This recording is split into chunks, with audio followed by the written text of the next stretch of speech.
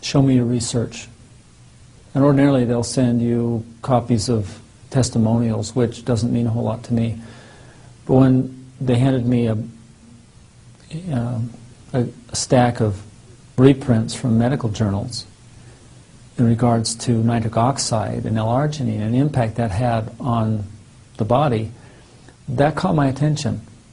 And so once a doctor looks at the research, they're more apt to try the product themselves, and once they see the change themselves, then it's a lot easier to start sharing it with their patients.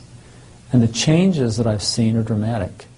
I mean, I can't tell you, one product producing the kind of results that this product does, I've never seen anything like it in my career of 33 years.